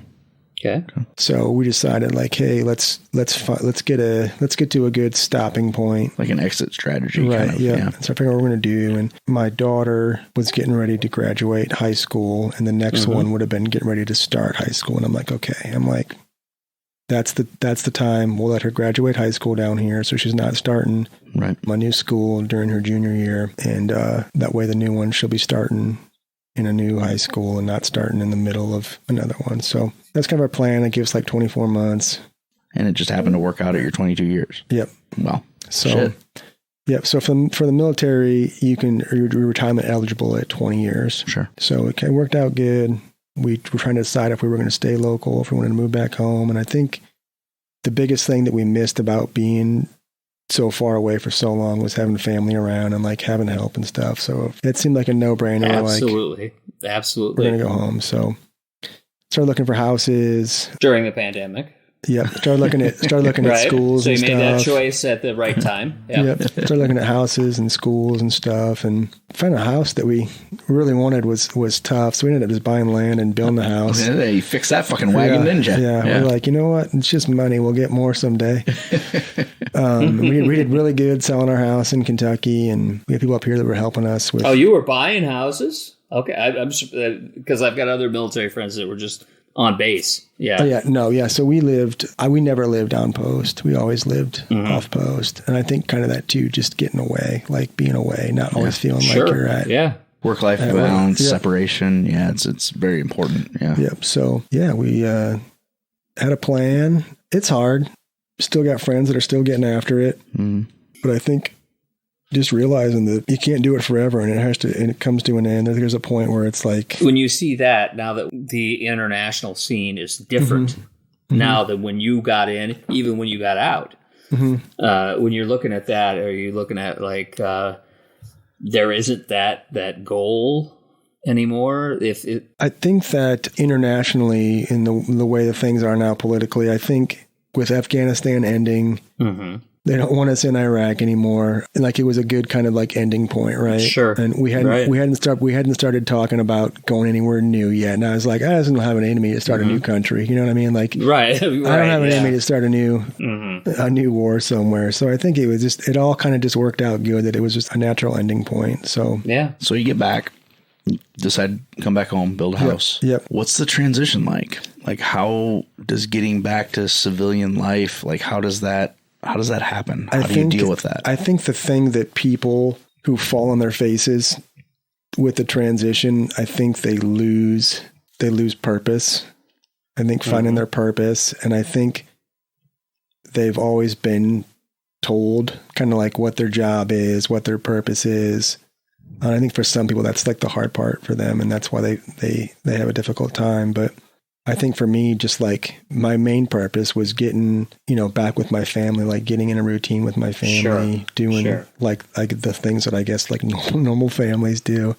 So my purpose was just getting them reintegrated and settled in and getting into normal routines and stuff.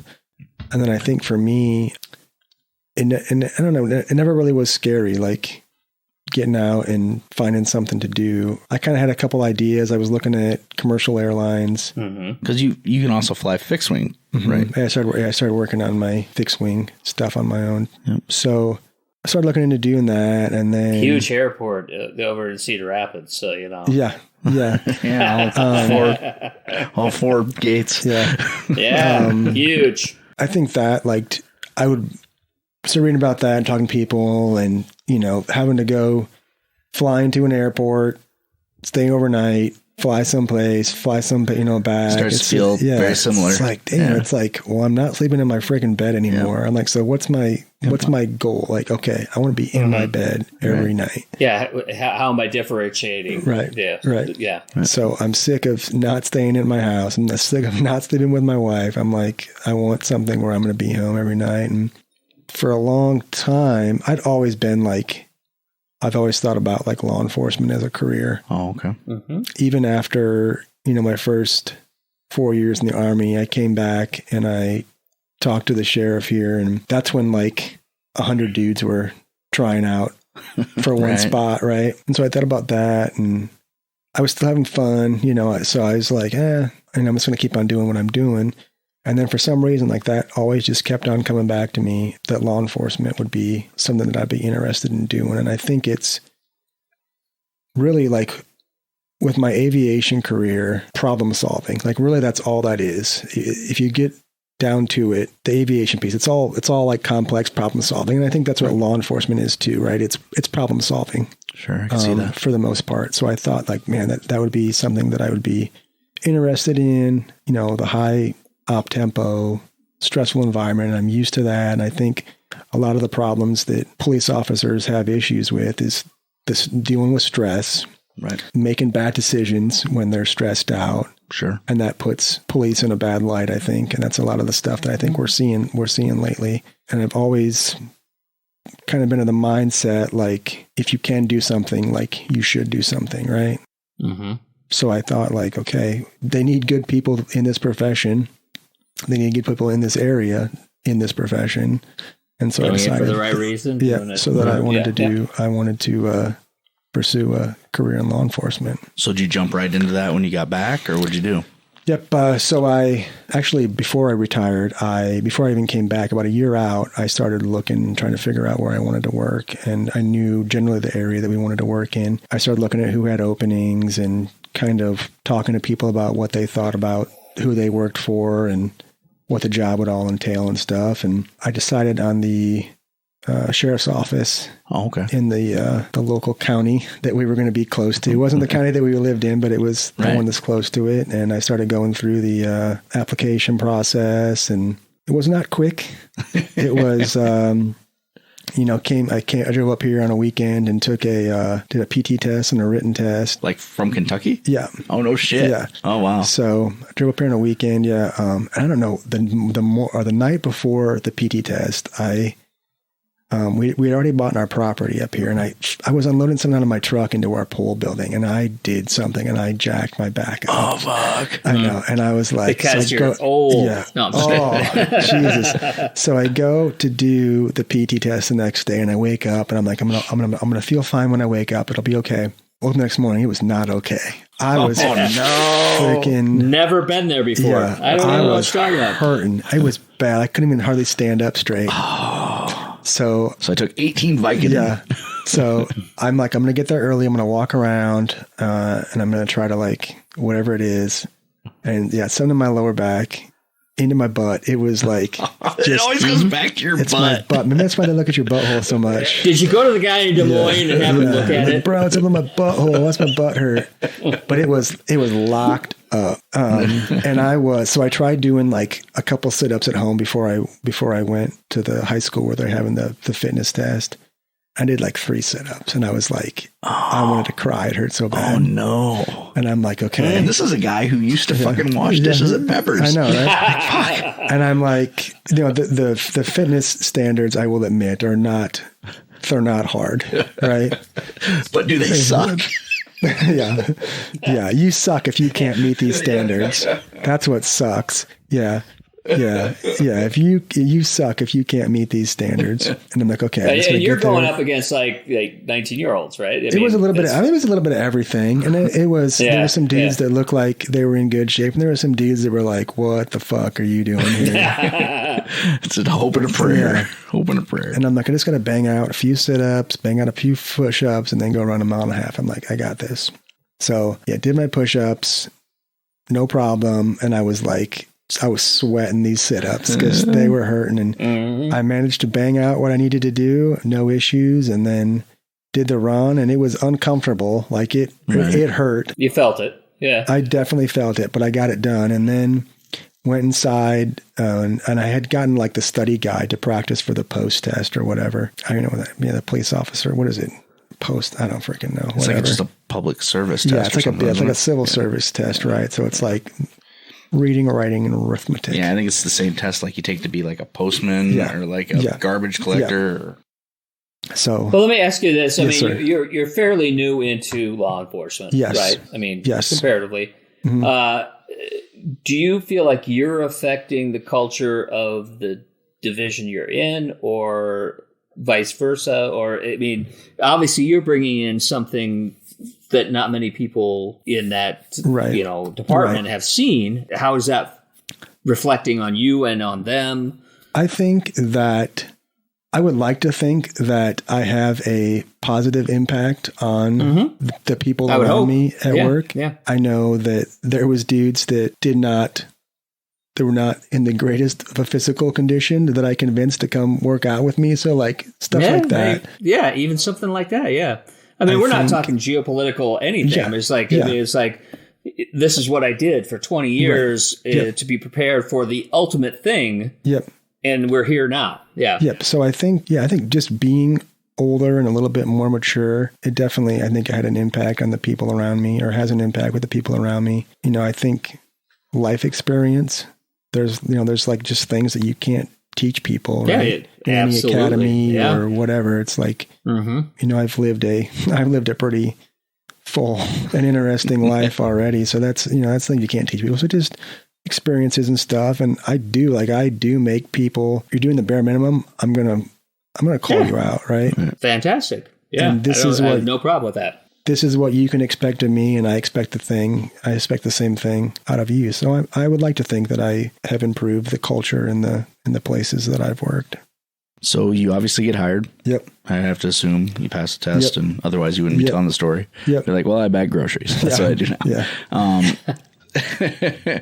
So you're in there, you're doing that job. Mm-hmm. Is it, I have to assume that the climate, it can be a little strange, because what do you do? What is your job? So as a deputy in this department, the first thing you're going to do is you're going to be a jail security staff member. Okay. What does that consist of? So there's a county jail, right? And the purpose of the jail is twofold, really. So you're housing people who are waiting to go to court.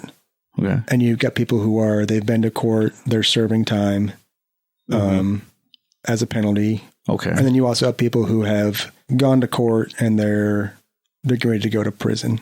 Okay. So yeah, moving people around, taking people to court. The first job that I did was court security. So we have a couple of deputies that are responsible for security at the courthouse, and then they also bring people back and forth between the jail and the courthouse to go to court. And then transports. I would take people like they had doctor's appointments or dentist appointments or whatever, take them to those appointments. Extraditions, I would drive to different jails, some in-state, some out-of-state, pick people up, bring them back to Iowa so they could do court. Transfers, picking people up between point A and point B and dropping them off or picking them up. So a little bit of everything in that job. How has that transition been for you? Easy. Yeah. Like I said, I'm at home every night. I'm in my bed every night. So you're getting what you want out of it. Yeah. Yes. I'm not missing, kids events and whatnot. I'm there for all their stuff. And so important. Yeah. Do you find the slower pace to be frustrating? There's times where I think the best part about the job was I could leave it at the door when I left. Yeah. Right. Yeah. So was that hard to make that transition? No, that was nice. Yeah. Right? Like that's nice where I leave it at the door and I don't think about it. It's not like, in my aviation career, like I said, it's like complex problem solving where I can only be at work for 14 hours and then they kick me out and make me leave. And then my drive home, I'm thinking about, where am I need a fuel? Like, where am I going to get that extra 600 pounds of gas from? Or how am I going to save this time or cut this? You know what I mean? So I'm always like, my brain's always going, and it's nice to be able to walk out the door, turn it off, and you're done, and just be done. So what do you do to keep your brain engaged then? Because that doesn't just shut off. Right. You keep my brain engaged, at work or outside of work or what? Yes and yes. Like how do you fill that thing that you had for 20 years? Right. Revving. Yeah. I think it's just it's little things. As crazy as it sounds, when I'm taking trips and stuff, knowing exactly how long it's going to take me to get there, or looking at maps and then planning out a route and then not looking at my map or my GPS when I go do it, doing it all from memory, memorizing schedules, who goes where at when, memorizing. Have you picked up any hobbies? Not any new hobbies. So I've always been big into hunting and stuff, and obviously Iowa is great for deer hunting. That's probably my one and only hobby that I do. My wife. I was just wondering. Sometimes people grab hobbies to fill that's spaces. Much the same. Yeah, pretty much the same thing. Okay. So just stuff like that, memorizing people's faces and their names, and that sounds fun. Just stuff like that. Dude, that memory game, fascinating, dude. That maniac. Yeah, that memory game, I will crush you with that. That was I don't know. I play that shit with a 7-year-old. She doesn't forget anything. Yeah, that is my jam. You up like Guess Who with him, he'll nail you. Man. And then I think just like, staying like physically fit, like working out, like that's huge to me. Yeah, so stuff like that. It's just nice to not, I think the hardest part for me transitioning out of the military was having that constant, that feeling like the phone can ring and then it's like you're going to get pulled away. Or I know I'm deploying in 3 weeks. I got to get so much shit done at the house before I can leave. Now I've got 2 weeks left. I'm like, I'm not going to get this all done. I've only got 1 week left. I'm never going to get all, like always having that feeling has been hard to let go. It's weird it's kind of weird because even asking the question is like, you should feel like something's missing, right? Yeah. I mean, but it doesn't have to be. I mean, it's a transition. It's a time and space that you're in your life, and so, sometimes it feels like clearly you have to have something to replace the thing you did. Mm-hmm. Well, and like, I have to believe that, when you're our age and you go into a new career, you're also surrounded by people that are not our age in a new career. And do you find that like going into a career where the stakes aren't quite as high as they were in your old career, and then you're surrounded by young people who probably believe that the stakes are as high, right? Like, is that how do you reconcile that? How do you deal with that? Like, is that annoying? I think I've like in my mind a lot. I don't say it out loud, but I'm like, calm down. You know what I mean? Like, calm down. Maybe you should say it out loud. You should maybe, yeah. Well, I mean, because like we see, and it's probably overblown, but there has been a militarizing of the police. Like that's a thing that's happened, and you get all these cops that are just like I'm going to war, and you're like, motherfucker. Honestly, and honestly, like, I hate that, right? Yeah. I hate when I see law enforcement, like SWAT teams, wearing the same camouflage as, like, right? So, you don't need that. You don't need that. Yeah. What do you need that for? I like it better when coaches on the sideline are wearing camo. Yeah. But anyway. It looks like, it looks cool, but... We were talking to Joe about the same type of thing, right? I mean, another guest about, he went into it going, I'm going to kick some people's asses and set things straight, and so that was as a young guy, that's where he went. And now you're coming in as a guy who's, kicks some ass in like impactful way in a global sense. Yes, you're looking at these younger guys going, "Oh, I'm gonna set everything straight with my authority." Yeah, yeah. I mean, you just look at it and be like, look, man, it ain't that serious. Yeah.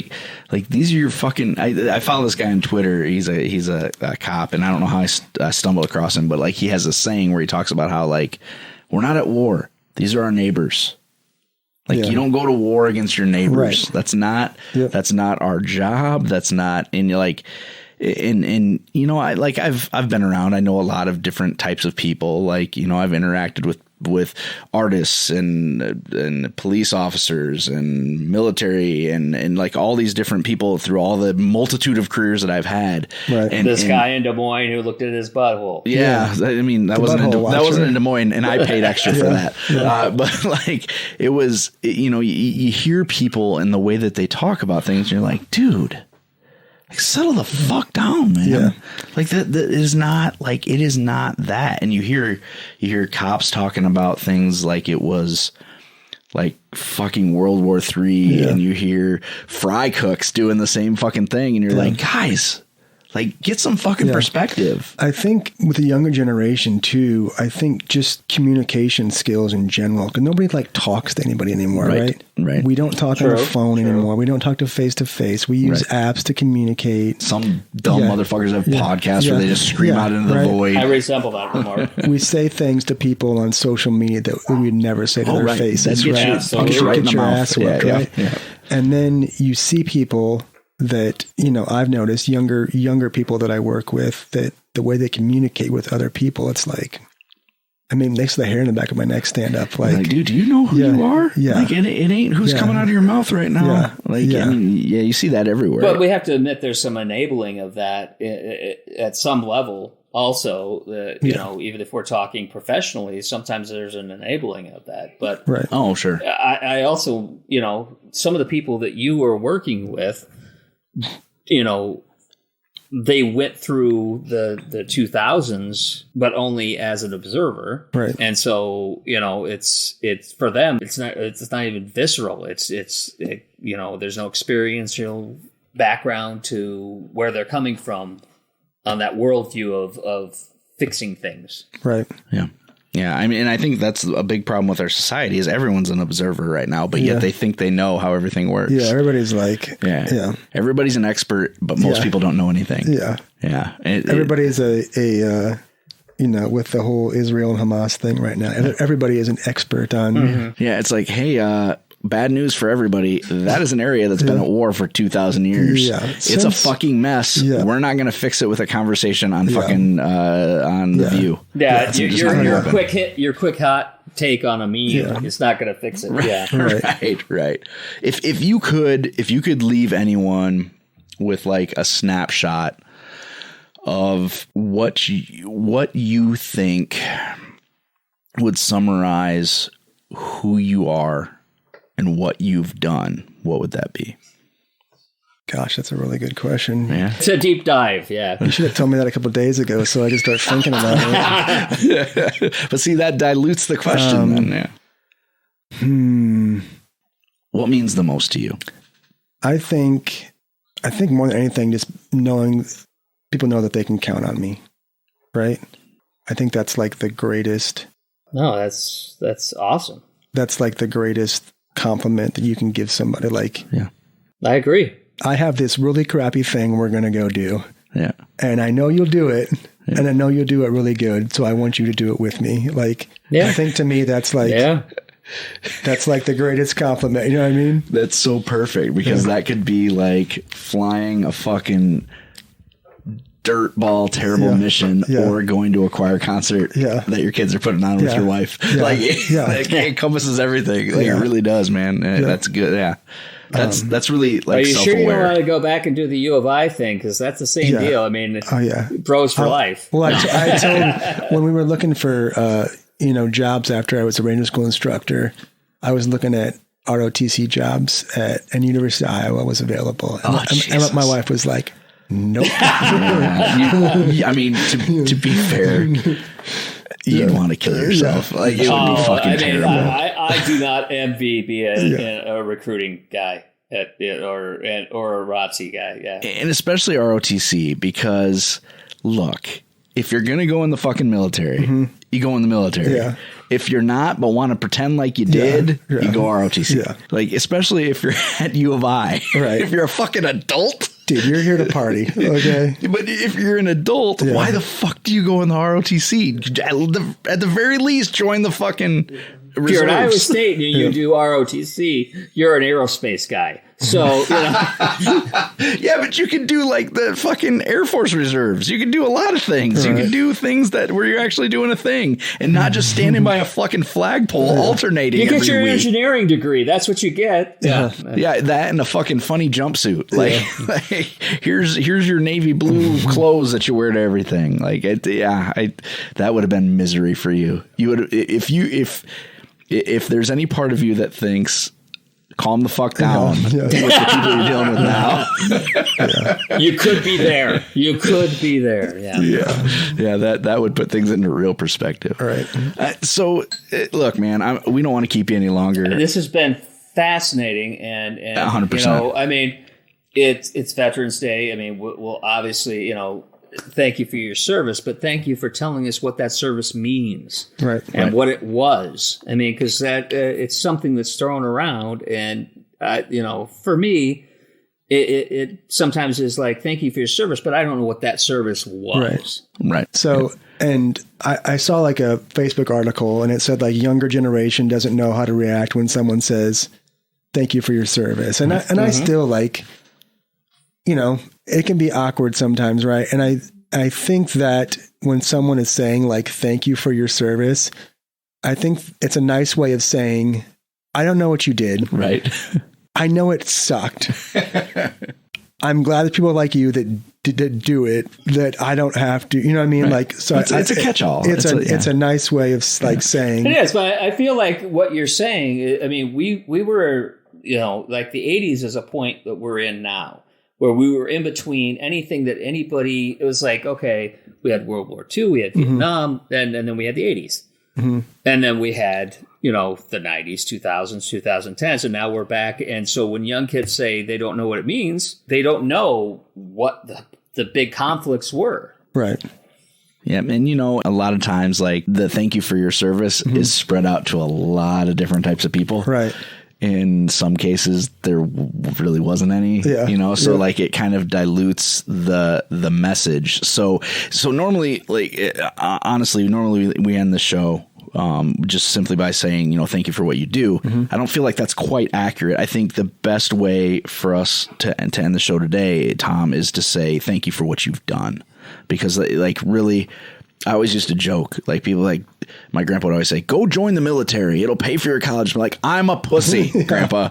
I can't do that. I don't like being told what to do. Right. And I have a very low threshold for any kind of misery. Right. So I can't do that. Yeah. Well, see, for me, it's the former. I was like, no way. I can't tell it. No, I can't do it. Yeah, nobody telling me. I don't want to do it. That's why I'm an actor. I'm sitting here, but then I have a director telling me what to do. So what do I know, right? Yeah. But I mean, really, it's in a fucking climate controlled environment, and there's rules, and right? No, but I mean, Zach's exactly right. I mean, thank you for what you do, but telling us what it is you do to thank you for it. And I know that this isn't the type of conversation that people love to have. So I really appreciate you coming in here and doing this. And I did tell Tom, I was like, hey man, look, if there's shit you don't want to talk about, give me a list before we come in. And the motherfucker was just like, nah.